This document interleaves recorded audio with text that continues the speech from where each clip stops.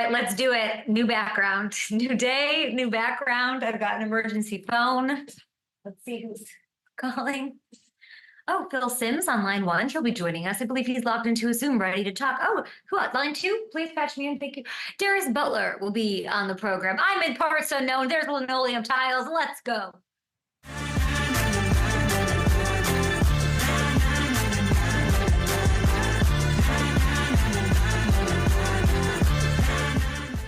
I'm on the East Coast.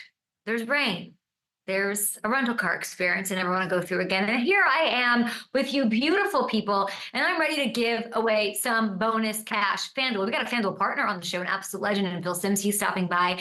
And sometime during this show and this live chat, if you were a subscriber, you will have a chance at a piece of $1,000 in bonus cash, a bonus bet action over on FanDuel Sportsbook, guys. It's very exciting. Very good times are going to be had.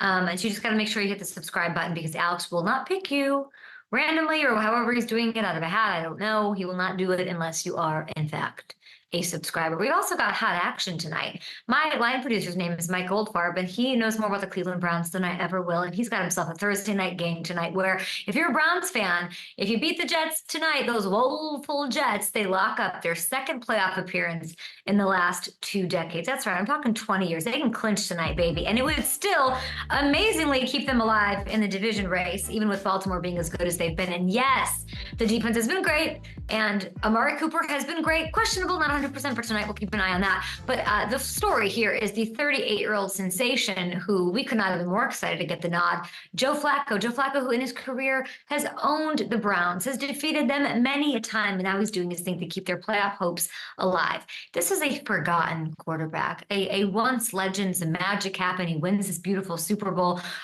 over the 49ers, and here he is years later, joining the Browns, I think around Thanksgiving, and he's instantly the best option they've had at quarterback all year. And those fans in Cleveland, they're making it known how much they value him. Listen to what Joe said earlier this week. The city's been unbelievable. I mean, I can't say enough about how welcoming everybody has been. Especially, that is the one strange part, I would say. Not necessarily putting on the uniform and playing, but just coming from Baltimore for most of my career and just seeing everybody out in your regular part of your day and how welcoming the city's been. You know, back to the surreal thing, that would probably be a good answer for that. It has definitely been a little bit surreal in terms of how people have treated me around here.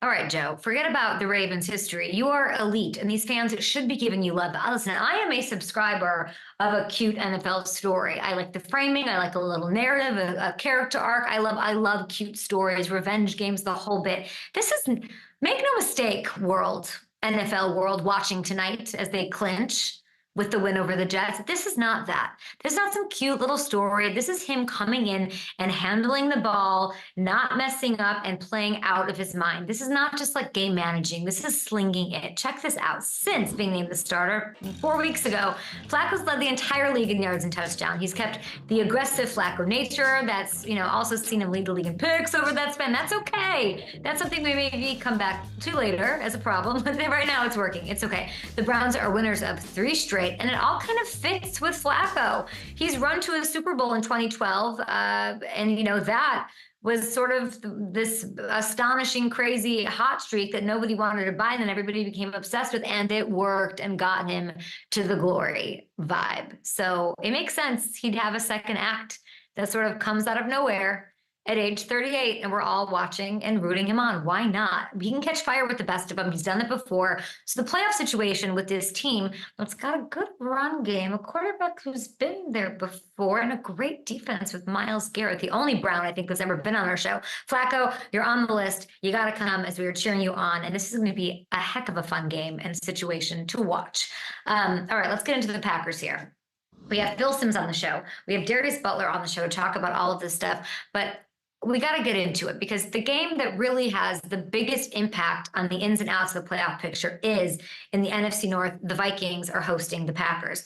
Packers, they have to win out to make it to the postseason. Okay, this is a against the wall must win situation. This is a playoff game for this team, and now they're going to have to do it without their best defensive player, the guy that they just got back, who got smoked as the entire secondary did by the Carolina Panthers as a head scratcher. Star corner Jaire Alexander suspended for conduct detrimental to the team, is what I believe Goody said. And it is important. Goody's the one who's taking the I suspended him, and not Mr. LaFleur, who was asked about it a lot. But here's a snippet of Jaire talking about why he was suspended. And the reason why is because he went out for the coin toss, even though he wasn't a captain, and then he almost messed it up and cost him a possession. Take a listen.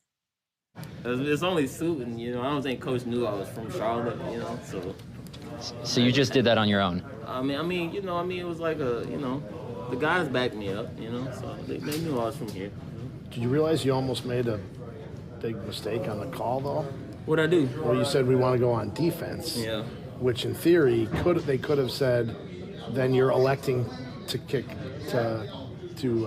off, which you would have lost the opportunity then to receive in the second half. Yeah, no, I told them that. I said I want our defense to be out there, and they all looked at me like I was crazy. I'm like, it's pretty simple what I said. Like, I want the defense to be out there. They like, you mean defer? I'm like, yeah, I guess. I've watched this video more than any other video or any other clip that has happened in this season, by far. Goldfarb's in my ear, not really in my ear because I'm not in the studio, but he's laughing. The whole control room is laughing, except I'm sure Eric Wheelo, our resident Wisconsin guy, who's, a big Packers fan, who's got to be like, what? What is this? It was bizarre. There was no accountability taken. He's aloof. I'm hearing like the reporters be like, what is happening here? LaFleur pretty tight on the whole thing. He did not want to talk about it. He said, let's talk about Minnesota. I'll talk about Minnesota. Hammer, get in here, because this is some story. And I'm not going to say it's going to cost them a win, but it is a playoff game. And if they lose, I don't know if LaFleur is making the right decision here. I know we're trying to set a standard and teach a lesson and all of that, but isn't his job ultimately to win the playoff game? Yeah, I think it's honestly, again, we don't know the whole situation and what it is. I think the fact that LaFleur said that it's never just for one thing makes me believe that there's a larger issue at play here with Jaire. But again, we don't know all the specifics, so I don't want to, say one side's right, one side's wrong. But if this has been an ongoing issue with Jaire, I like the fact that the organization is taking the stance. I think building this culture and a culture of accountability really matters. And I think when you start getting into, this game's too important to sit this guy down, you start getting into a really slippery slope. And when you start treating players differently based on, this guy's one of the best players, it's okay that he did it, you start getting into a really slippery slope. And I think it sets the wrong tone with such a young team that they have, because I still think whether the Packers get into the playoffs this year or not, this is a young team that's trying to build something for the future. I don't think anybody sees this team making a run to a Super Bowl this year, but they have something special going here right now and a lot of good young players. Set the right tone for the future. Okay, but that's a little like Coach Bombay teaching Charlie Conway a lesson. His pocketbook's going to get hit by this if you're suspended for a game, you lose a game check, right? So there's that. So there's already there, but the tone deafness of the post game, I think, probably set things over the edge. You're right that it's not just one thing. Does the whole team have to be punished? I'd like to hear from some of those guys in that locker room. I'd like to hear from the Garys and even from some of the offensive players that the guys whose window, I know it's a young team, but there's guys in that locker room whose windows are closing. You have last time these two faced each other, you got Justin Jefferson week. Justin Jefferson, who's on fire, by the way, his last 2 weeks being out there. He's got 13 catches for 225 yards and a touchdown over the last two. Last time these two faced each other was about the same time late last season, and Jaire did his thing against Jefferson. No catches were made. There was grittying and taunting and trash talking. 18 had one catch for 15 yards in the entire day. So, Hawkinson is out. Addison is banged up. Maybe we see some doubles and bracketing Hamilton, but I don't know. I just feel like you're punishing the whole team for a boneheaded weird thing that like, can't we like run some laps and like make a donation and call it a day more than win?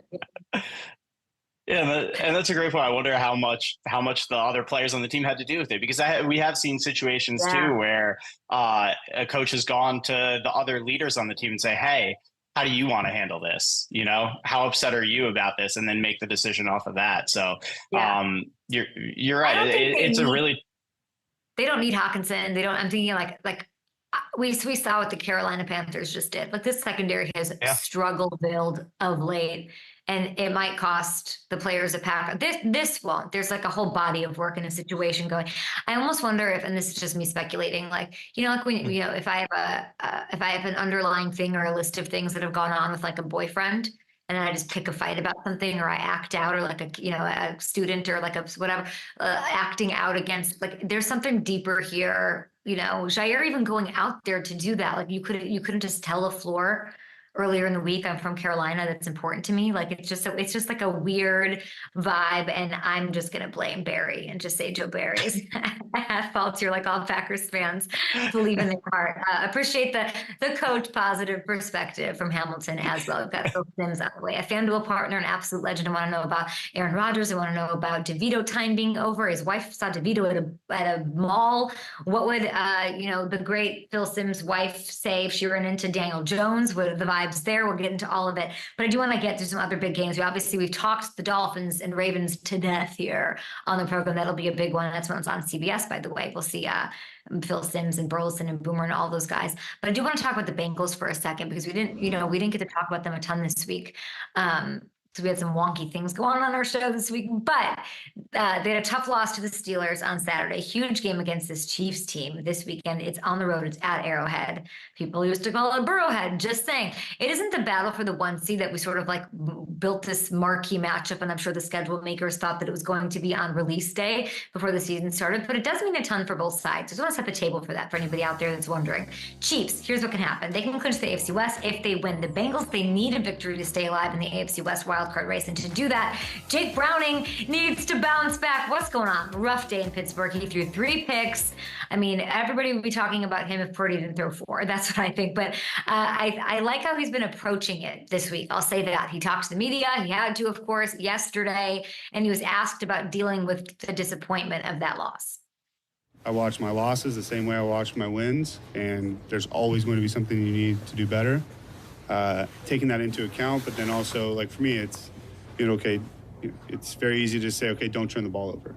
Okay, well, how do you do that while also staying aggressive in the scheme? Because I do need to play well and play like that in order to win games. There's not many quarterbacks. There's no quarterbacks in the NFL that are just showing up on game day and, just playing not to mess up and then winning a bunch of games. I'm not going to sit around and mope around for, you get about 24 hours of that, and then, all right, here's the adjustments that need to be made, and let's move on.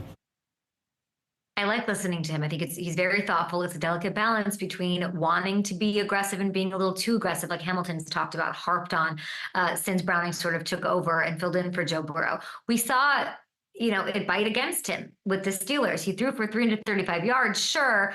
But with the struggles that the defense is sort of happening, Browning is right. He's got to stay aggressive. This team's going to win games. How do you balance that? He's got to take chances, but he's got to be smarter about it. And he might have some more help this week. The good news, Jamar Chase, he wasn't officially practicing, but I saw him on the field. He was doing some rehab work, getting something in. So that's at least to me a positive sign, a step in the right direction that he can maybe come back and do something. Cam Taylor-Britt, by the way, also huge deal, game breaker, game changer. Sucked to have him out these past couple of weeks, and he's back at practice.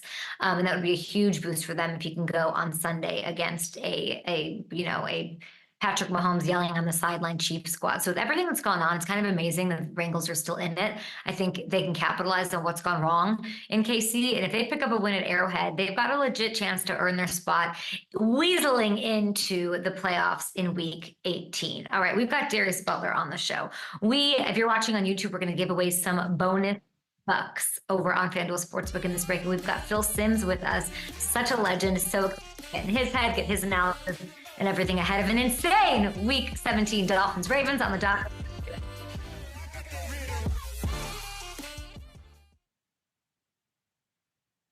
Let's do it. Guys, we have another FanDuel Sportsbook bonus giveaway right now, and it's because of Thursday Night Football. Gronk and I did not put out a parlay for this week. We just didn't. We like went back and forth on it and just didn't want to put one out. We didn't really like much about it, so we just couldn't agree. But it is Browns Jets tonight. We just talked about it. So if you in the chat, let me know who you think scores the first touchdown tonight. You don't have to be right.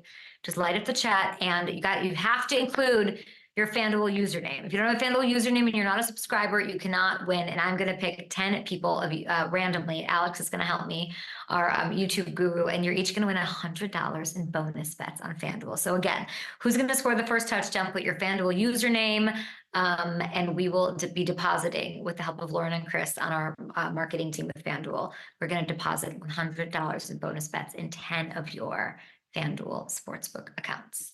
So let's see and get these going here. Who is being active in the chat? Could Kay buy those sunglasses? What sunglasses? I'm very confused. Top chat, live chat. Let's see. All right, I'm loving this. Yes, yes, yes. Ben Stacular, is that so? Benny Mac, is that your name, Ben Stacular? Just make sure you guys, make it real clear, make it easy, or you won't get picked. I'm loving all these answers. $100 up for grabs. We're giving up 1,000 today, guys. Amari Cooper, I hope he plays. Did I miss Russell Wilson updates? We decided, are you kidding? I don't want to talk about Russell Wilson until we get Phil Simms on. He'll tell you guys everything that's going on. Maybe a possible fit, what's going on, what is Sean Payton potentially looking for, and maybe why it didn't work. Any other questions, guys, for Phil? Let me know. Awesome, great. One of my first gigs in the business was working with Chris Simms over at Bleacher Report. And I was paid so little, not by Bleacher Report, by like the 10 jobs that I had, that I would steal snacks. I would love going to Bleacher Report to hang out with Chris because I instantly got so much smarter, and he set such like a standard for like hard work and notes, and just, he was so well prepared. But I also would like going because I would steal popcorn and Airheads and all sorts of things and put them in my bag for sustenance. I'm killing it on FNIA.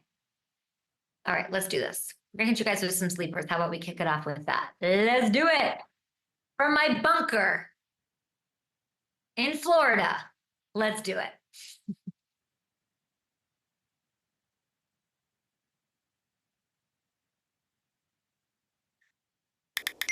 Let's do it.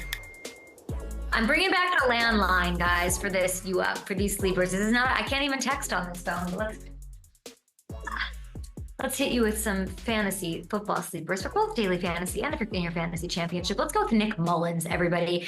At quarterback, listen, I don't have the stones to start him in my season long probably, but in DF, yes, I would. Nick Mullins, he's averaging over 350 yards per game, guys, as a starter. He's been a quarterback one in each of the last 2 weeks. And the Packers defense, no Jaire. Come on, Justin Jefferson is going to torch this Packers secondary. I'm sorry, it's just true. Online too, we have Clyde Edwards-Helaire, another throwback. Pacheco, he's got the injured shoulder. I believe he's still in concussion protocol as well. Jerick McKinnon, he can't play. He's on IR. So it could be the Clyde show on Sunday against a Bengals defense that's been struggling to stop the run. Why? Because the best nose tackle in the game, DJ Reader, is not out there. And at tight end, I really need some hand sanitizer. God knows who's touched this phone in this room.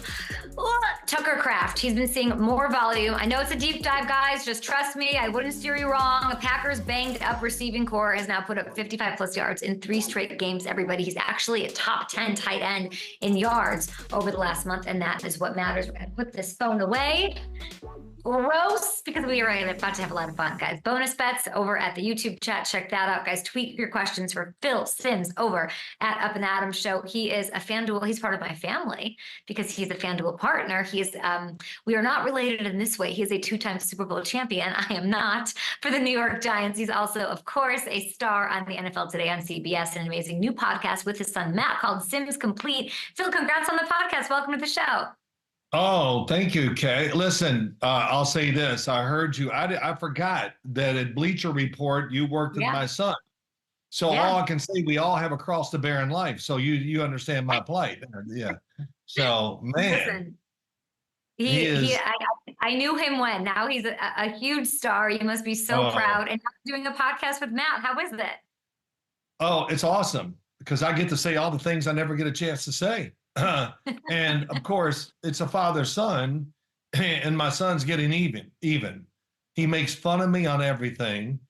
I was just down in the kitchen. I got shorts on and a shirt. He's trying to take a picture of me because I know he's going to put it on the podcast. And yeah, look at you where you are. And he's, well, whatever. It's good. We have a lot of fun and we get into topics, like I said, that I never have a chance to get into on TV or even on radio sometimes. We're so excited about it. It's called Sims Complete. Everybody go give it a download and subscribe to it. Now let's just make this a full family affair. We talked about Chris. We talked about Matt. Dee has a big role in all of this. A random holiday celebrity sighting she had at a New Jersey mall, which is so fitting and so already doing this. Fill me in on this. Well, it was Monday morning after Tommy had played in New Orleans and got just run over down there. And my wife was shopping. She sees him. She goes over to him and says, "Hi, are you Tony Cutlets?" And Tony. And my daughter was there too. And my daughter was behind her going, "Tommy." And she kept saying, "Tony, Tommy, Tommy," and whatever. But he was very nice to her, everything. And then she goes, "You know, my husband played for the Giants. Did you know that?" And of course, he goes, "Yes, I know that your husband, of course, played for the Giants. And I've talked to him and this, that." So that's where it went. And then what's really funny, my wife doesn't do any of this. She goes, "How many clicks do I have now on my whatever?" Oh, now you're talking about how many people have watched your little thing there of you doing this and saying that. But we had a lot of fun with it.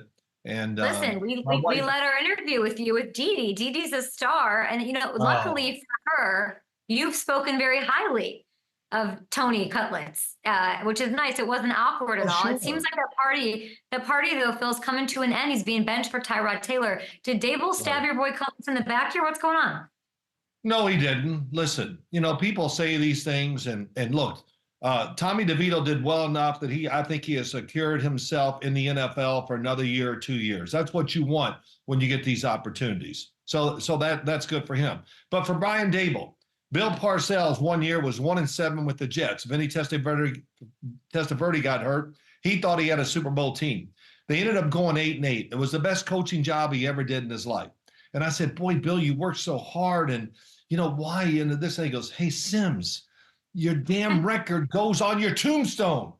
That's why." And I just went, wow, that's the answer. So these head coaches, they want to win games. They never throw them away because we're going to judge them on their record and other things. And that, the record is one of the big ones we judge them on. So. You say Bill Parcells, and I immediately sit up straight, and I'm like it's like the tension goes a little. I've never met him. I just, he's obviously such a legend. You know him very well. I'm thinking about his Jaire Alexander. I literally, this Matt LaFleur thing. I'm like, "Matt LaFleur, you're being an idiot. Don't be so hard on Jaire Alexander. Like, you guys need to win a playoff game." How would Bill Parcells have handled the Jaire situation? Well, it wouldn't have been, "Oh, that's okay, son." That's for sure. He had a lot of sayings, but he wanted players to toe the line in certain aspects. He was rough and tough and all that, but there was a side to him that gave in to players and understood. So I don't quite know how he would have handled the Jaire Alexander thing. Would be from all the history he had with him before this incident. Was he a pain in the rear end in the locker room? Was he not practicing the way he should and all that? Yeah. It's going to be interesting where this all goes with Jaire Alexander. Is this going to be forgive and forget, or is this another motive? Is this like, will they want to move him? You never know, Kay. I don't know what he's doing behind the scenes and his play. I watch a lot of Green Bay Packer film every week, but I really haven't studied him. I think he's a terrific player. I loved him coming out of college. And he's had some great years, but I'll just wait and see and hear from people like you what really is going on. Listen, Justin Jefferson week, I don't know. He's their top corner. He hasn't been out there but 6 games. Last week against the Carolina Panthers, it did not look great. So we'll see if Matt LaFleur, laying down the hammer and saying that this is going to be a tone-setting thing. If it works out for them against the Vikings and what should be and what really is a playoff game for them. Now, you guys have let me say this, Kate. I'm sorry to interrupt. Let me just say this. This is a year that Matt LaFleur can really set down the tone and the makeup of what he wants in the future. They're not a Super Bowl team. They're not going to upset people. They are who they are. But I think he's found out he definitely has an NFL franchise quarterback in Jordan Love. I like the way he's progressed, and I think next year he'll be much better. Young football team. He's really getting the hang of how to be a coach and how to work with his players. So, Green Bay, I look for them next year to be a much better team than they are right now. I got to tell you, our YouTube chat is saying, really? Jordan Love, they found their guy? And I think there's a lot of Packers fans who think, is LaFleur the coach? Well, so what? You just answered many questions of everything. Here we go. Well, what's wrong with the team? Well, the quarterback stinks and the coach is no good. And where do we go from there? Okay. The media, and I'm part of it. It's really come down to this, the coach and the quarterback now. And Packer fans, if you haven't seen enough good plays from Jordan Love and see how he's improved from last year, then I don't know what to tell you. You're never going to be happy. So he's throwing the ball better. He makes fairly good decisions, and it's his first year starting. And I know he's been up there and he learned under Aaron Rodgers and all that. Man, you learn on the field. That's what you do. And even his throwing, I've noticed a little difference in that as the year's gone along. And what's the difference? What's the difference you've noticed in him? Well, he's getting freer. He throws off his back foot all the time because that's safe. Because that means he's trying to make sure the football doesn't go in the row too. But as it's gone along this year, I've seen getting through the football more, throwing it with a little more power. And Kay, he has the ability. He was built to throw. Tall, long arms, big hands, athletic. If he really starts stepping into throws and all that, he can be a top flight thrower. And I already think he's a pretty good passer. There's a difference, but he can be both and be high in both. And he's done it with lots of injuries. Bakhtiari not out there. Christian Watson, again, they're developing chemistry. He's not able to stay on the field as much. So it's nice to hear a legend have such a vote of confidence for the guy stepping into Aaron Rodgers' shoes for, I guess, what will be the second year next year. Now, a little birdie told me, Phyllis, I really, I do my job. I'm an investigative reporter. We need to talk about Matt Short. Matt Short, who said you are the most, and this is not my words, these are his, the most stubborn man ever when it comes to your eyewear and your glasses. Phil, what's your beef with changing out your frames? I don't know. What do you mean, my eyewear? Listen, Kay, first, let me tell you this. I had a really bad accident a few weeks ago. And my eyewear, I don't know if you can see it. It's going away. See the scar. 50 stitches above my eye. So, and I just don't see the big deal. Big fat Boomer Esiason talks about it. Like, you ever see the glasses he wears? He had a pair of pink glasses on one time. I wanted to try to get a picture of him, but he took them off before I could get a picture. So they love to make fun of it on the radio and all that. And it doesn't bother me. Well, it does get me a little mad. I'm like, I was going to say, you seem a little more mad than I thought you'd be. Oh, no, but who are these guys to judge appearances? That's what I want to say. I mean, look in the mirror. I'm sorry, Boomer. Now, are you including Nate Burleson in that group? No, Nate doesn't get into those kind of wars with us. And, of course, Nate wears a different pair of eyeglasses every week. And, as I said, I think last week I had to introduce everybody, we can't wait for Nate to show up on the set each week to see what the hell is he wearing. So, I didn't say hell, but I can't. Yeah, of course not. Of course not. You have your podcast with Matt, and then Chris has like a rival podcast, I imagine, the Pro Football Talk podcast with Mike Florio. Mike Florio's getting a lot of criticism, for his negative take on Lamar Jackson leading up to that Niners game. What was so negative about it? I don't know. What was it? I didn't get to listen. I don't know, but I've just seen the little crumbs. But it's more about, I think they should be giving you love, spending time on Pro Football Talk, talking about how you said before Halloween, back early in the season, you said Lamar is and would be the top quarterback in the league. I think you deserve a little love for that. How'd you know that? Well, how do I know it? Because I watch him. And, listen, I was a huge fan when he came out of the University of Louisville. I've said this, Lamar Jackson, Barry Sanders, and Adrian Peterson are 3 greatest highlight tapes I've ever watched of college football players. And, all that talk about Lamar, and I spoke highly of him coming out of the draft. And listen, Kay, people were killing me. And my son, Christopher, they were questioning. Josh Allen stinks. Lamar can't play. He should this. And it's kind of made me get to this point of all this stuff before the draft. I don't even want to hear it. I'll talk about it's crazy. Everybody knows more than everybody else in it. And, when it just gets so loud sometimes, nobody ever comes back and goes, oh, I was wrong. That's what really bothers me in the whole business. Well, I was wrong. We've been killing Josh Allen, but oh my God, now it's incredible. And and I say this because I always say when I'm wrong. I mean, always. I mean, I've been wrong about quarterbacks, and I go, Jared Goff, hey, right here on national TV, I'm apologizing to you because you are sticking it to the man.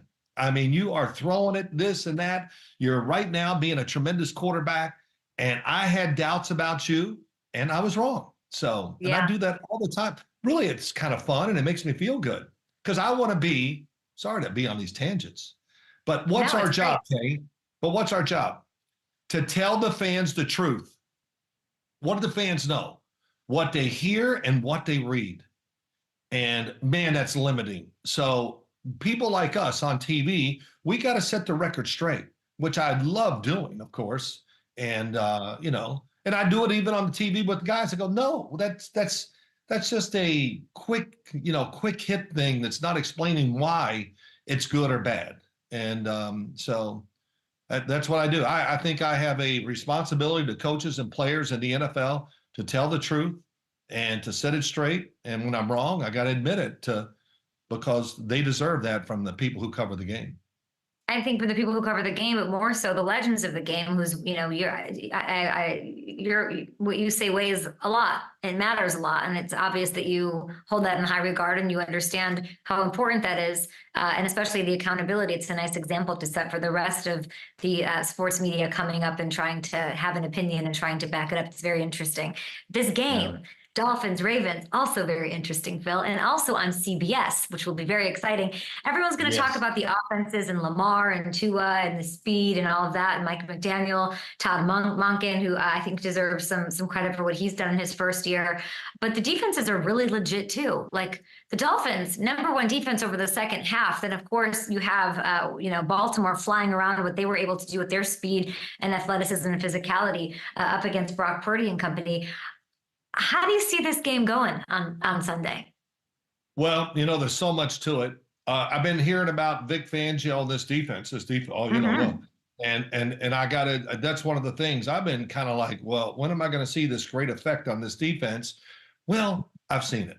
Okay, I've seen it. And, as coaches, I had a coach tell me, he goes, Miami, they're starting to pass everybody off. They got this thing down now. They're going to be a pain in the rear as we go forward, and you have to see them in the playoffs. So that told me something too. And for the Baltimore Ravens, all I can say is, can they come back after that game in San Francisco and emotionally and physically be who they were out there? Because if they are, they're going to win the game. And they got two things going, or many things. They got great depth on the football team. They got depth on defense. You don't even know who's making a play. The scheme is awesome. It changes basically every week, and they're ferocious. And some of the things they did, I'm going to show it on CBS this weekend, were so smart and showed me how much they really understood the depth of the 49ers offense.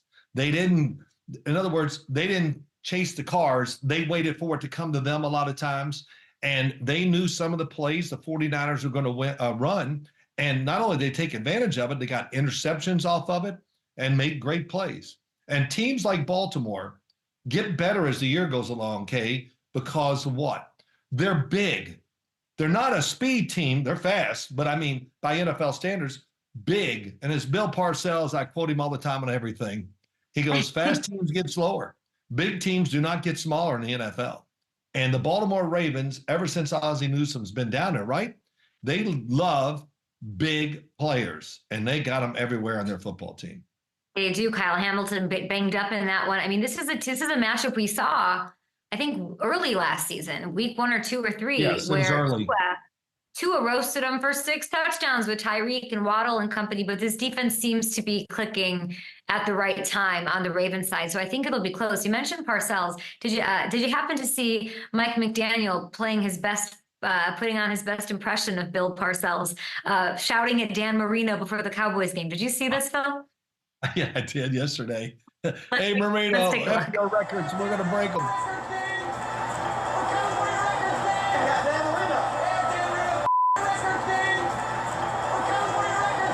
God.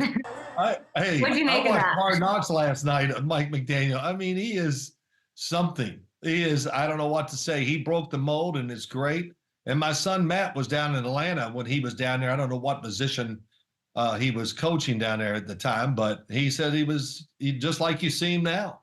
And he goes, I don't think I ever looked at him and thought he was going to be a head coach, but he was really smart, knew what he was doing down there, helping people out. So that's great. What about Dan Marino getting the business? Dan Marino all over Hard Knocks too, getting gifts from Tua. Mike White's handing him presents. What's going on with Dan? Uncle Dan. Oh, man. I'll tell you. Well, what's going on? He's loving it. You know, loving the fact that he's part of a winning culture down there. And I'm sure he's looking around and seeing that.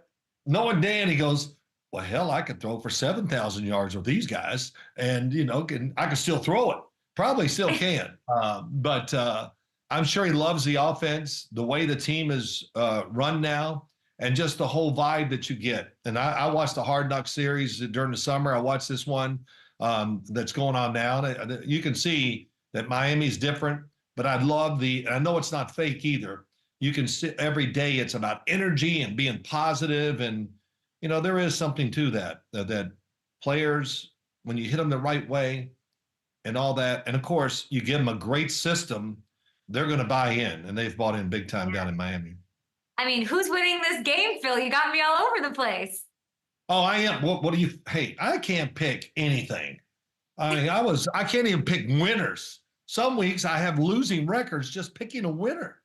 And but if I had to say who's going to win it, I'm taking Baltimore, because really for this team has been building to this. This is the team. This is their year. I think that's a Super Bowl team. They're big time. And the coaching, Mike McDonald on defense, and Todd Monken, you said his name, that's real. The passing game is elevated, and Lamar just knows how to control the game too. And I would think the crowd being at home, who they're playing, all that's at stake and all that. I like the Ravens. Won't be shocked, but I'll be surprised if the Miami Dolphins can find a way to beat the Baltimore Ravens. Sounds like they have the magic. I love that you use the word depth. It's something that, they're always injury prone. There's always something going on both sides of the ball. Even the wide receivers, they've got a couple layers of depth, which is really, really nice to see. I can't let you go, Phil, without asking you about Russell Wilson. Right. Oh, sure. This whole thing happens, business decision. That's fine. Let's not even discuss that. I would like to know who you think would not surprise you to see in that Sean Payton offense next year.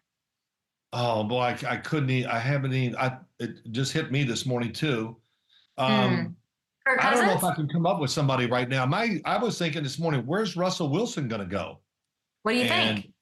Well, the one team that came to mind, maybe Washington. They'll be looking for somebody maybe to start this franchise over, and they could build around him. His talent is still good. And I thought it was kind of going good with Sean Payton. That's what caught me by surprise a little bit. But he wants a different type of quarterback, and we don't know what exactly goes on. I watched them too a lot, and when they were having that winning streak, I was like, man, they're in a groove. He's throwing the ball well. They're calling the right plays at time. He's getting people open, Sean Payton, and then it came to this. So, but I can't tell you who would. Yeah, go ahead. I think you should go get a young, less expensive. The finances obviously matter. I was thinking maybe you dangle Russell Wilson in front of David Tepper, who likes flashy. It's a big name, Russell, Super Bowl champion, and you say, Bryce Young, let me come develop you and you'll play my game. No, they're not going to do that. There's no way. You're not going to put Russell Wilson in there. And hey, listen, Bryce Young is making some inways here. They're doing more with him. Oh my gosh, they put him in bubble wrap. Let it go. Oh. Let it go. And we see these rookie quarterbacks, they can do it. So don't sit there and think you got to just do, oh, we can't take a chance. I don't want him to throw an interception. Man, Kay, I heard you talk about it earlier. When you're a quarterback, you got to learn to go to the edge. We don't want to turn it over, but you got to be at the edge of the cliff. And if you take one step, you fall over. But that's where greatness is for all players, and especially for quarterbacks. Do you know where the edge is, where you know how to take chances without losing the football? And that's when you're going to be at your best, and that's going to be the best thing for your team. And it's like Parcells said, would always tell me, hey, Sims, he said this to me going out to a game once. If you don't throw at least 2 interceptions today, you're not taking enough chances. I said, well, I can take care of that interception thing. So yeah, he said it. And I just went, man, you're crazy. That's what I was thinking when I said it to him. And, but it was to ease the tension, to relax and play. And that's another thing about the business we're in. You can throw for 350 yards and 4 touchdowns. And at the end of that comment, well, he also threw an interception. Oh, geez, how are we going to overcome? It's crazy that we act like interceptions are the end of every world in every game. I understand when you throw 3 or when it happens, it's a big deal. But this insaneness about all this is that's why I like being in the business, Kay. So I can complain about it. You're making me believe in Jake Browning and the Brock Purdy's and the Joe Flacco, who's he's slinging it, but he's turning it over a ton. But I'm having to do that. Joe's never seen a throw that he doesn't like. Yeah. I'm sorry. What did you say? Say it again. Nothing. You're the best. You guys, everybody listen to Sims Complete podcast on Believe and tune into, of course, the NFL Today every Sunday on CBS, where you wear whatever the heck I wear you want to or don't want to. I'm on your side, Phil. Well, I'm not going to wear glasses this week, but if I can see, that's the problem too. Why do you wear them? Hell, why do you think I wear them? Do I do it for decoration? No. Because I can't see. I don't know, Phil. I was told it was something. We have to go. I thought it was something funny. It's clearly not. But I hope you're feeling better. Oh, no, it's fine. You, I like to Dee, Matt, to Chris, to the entire Sims clan, and Happy New Year. It's all good. Thank you, Kay. Thanks, Phil. Oh my gosh, what a legend! What an absolute legend. Oh, you guys. I think the heat is on.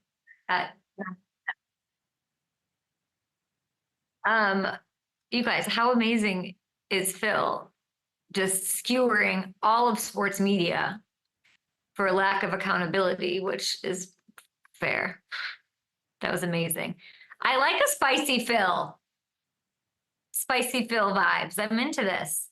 Can I pull Hamilton on here, please? Get me Hamilton. Hammertron. What's up? How great was he? Spicy Phil. That was incredible. I'm telling you, all these the pregame show guys are so excited to get a chance to talk and have a little bit of space. He was shot out of the cannon. Yeah, I'm so excited that he's got a podcast too, which is really, really fun. And his son's clicking photos of him, which is like against the rules down in the kitchen. Listen, speaking of rules, our show rules if you're a subscriber, because you're going to get bonus bets right now. The names are on my sheet here in front of me. Voila, here are the winners, Hamilton. Let's do it. Ryan Luat, Mason Merrill, Adam Steinbauer. I'm sorry if I'm nuking your names. Jeremy Drake, South Shore 508, Todd Walker, Sean Parahar, Ghost Rider 73, Stephen David, and Ichong. Ryan, Mason, Adam, Jeremy, South Shore, Todd, Sean, Ghost Rider, Stephen, Ichong. Was there no woman in my chat today? All men vibes getting this moolah today? I hate that. Ladies, let's show up next time for the bonus bets. I'm going to send something else out. Congrats to the winners, guys. Congrats, people use it wisely. Maybe use it on, I think I'm going to go with Miami upsetting the Ravens. Hammy. I thought you were with me this whole time. That's why I wanted you on. I think it's lame if it's just me. Hammy. I wanted you to announce the people with me because you look more joyous. I look like I got hit by a Mack truck. That's what I look like. It's fine. Spicy Phil, picking the Ravens. Spicy Do you have Phil. a pick for this? You have a pick for this one? I think I have to lean Ravens too. I think it's going to be a good one, but the way the Ravens are playing right now, I'm with them. Do they feel special to you? They got that magic. They do. I think the defense is as good as we've ever seen it with Lamar, and he's got the best weapons he's ever had. So I think everything's kind of shaping up for them to make a run. Yeah. All right, Hammy. Yeah, Barbara. Barbara. Good button here. All right, time for some.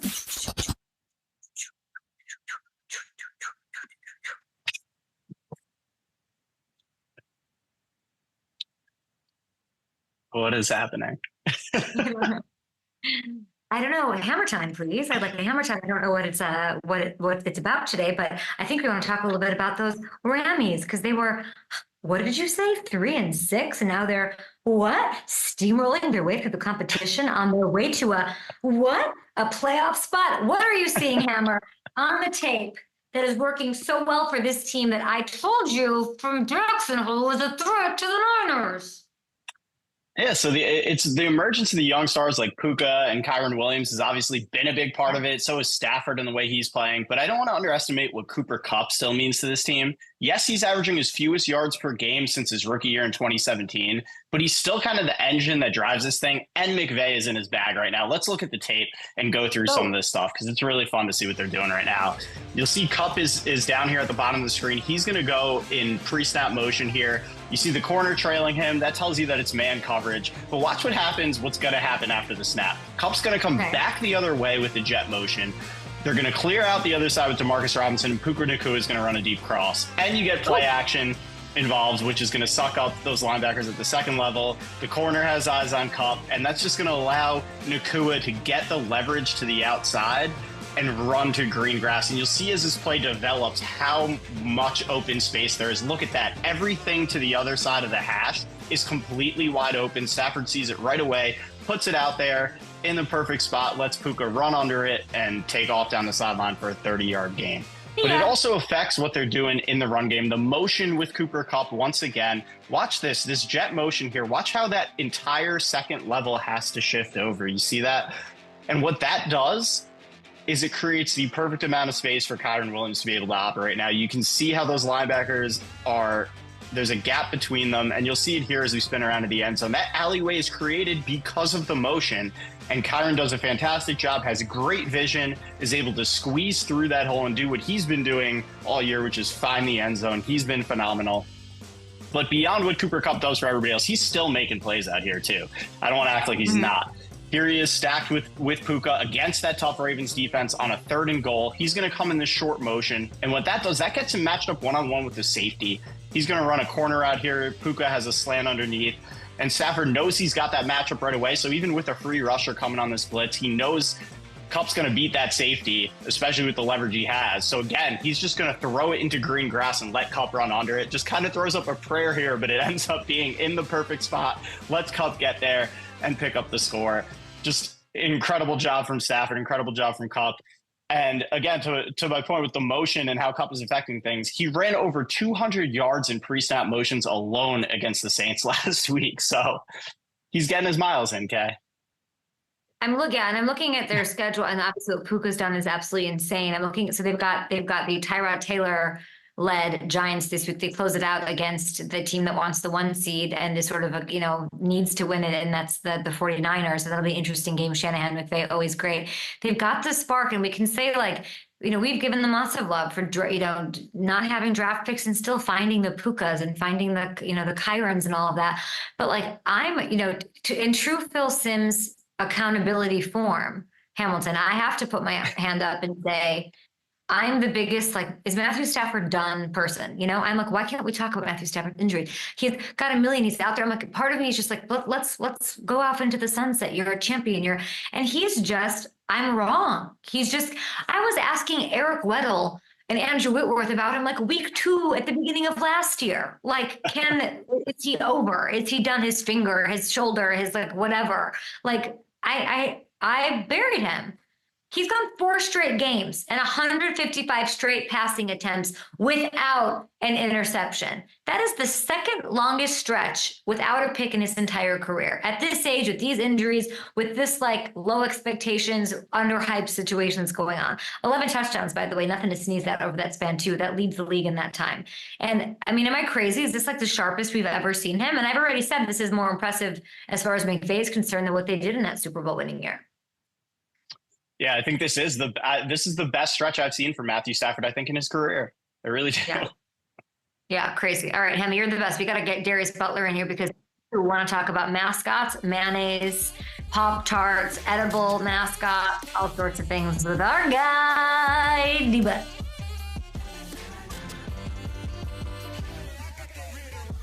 I actually just had a Pop-Tart. All right, host of the Man to Man podcast, 9-year NFL veteran Darius Butler is here. Good morning, Darius. Good morning, Kay. How you doing? I'm good. I'm in like a bunker somewhere, and I'm in Florida. One of your favorite places. It's always like, where in the hell is Kay doing the show from the day? What's going to be the background? What's in the cup? But you're enjoying yourself. You look good.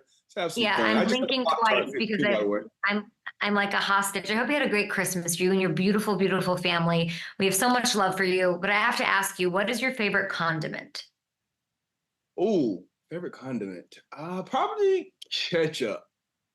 I mean, ketchup. Okay. I do like hot sauce too. Hot sauce makes everything taste better, but ketchup probably has the most use. Very Swiss Army knife, very Kyle Hamilton-ish. With ketchup, breakfast, lunch. I didn't need a ESPN breakdown at the board on ketchup. Darius, would you be willing to have this done for you because you love ketchup so much? I obviously don't watch college ball, but this caught my eye. Of course, the winning coach of the Duke's Mayo Bowl, Neil Brown. This is absolutely disgusting. And then later in the Holiday Bowl, the victorious coach got eggnog dumped on him. That's Lincoln Riley. This is gross. Yeah, I mean, it's all gross. Any type of liquid, especially the sticky, like it's just, and mayo, I don't even like the sight of mayo, let alone being dumped on my head. Eggnog, depending on, if they put a little liquor or something in it, that might be all right. But this looks disgusting. Ew, all of it's gross. But then something good happened. So I was looking at this and I found out that there's a Pop-Tarts bowl tonight. And the mascot for the Pop-Tarts Bowl is going to be the first edible mascot. The winning team gets to eat the mascot. Literally, I heard that it's going to be a strawberry Pop-Tart, which sounds delicious. And I literally, probably about 10 minutes ago, just had a strawberry Pop-Tart, no frosting, lightly toasted. That's my favorite Pop-Tart. Okay. That doesn't sound too bad, but I don't know about sharing. I don't like sharing things that I'm eating. That part of it sounds gross.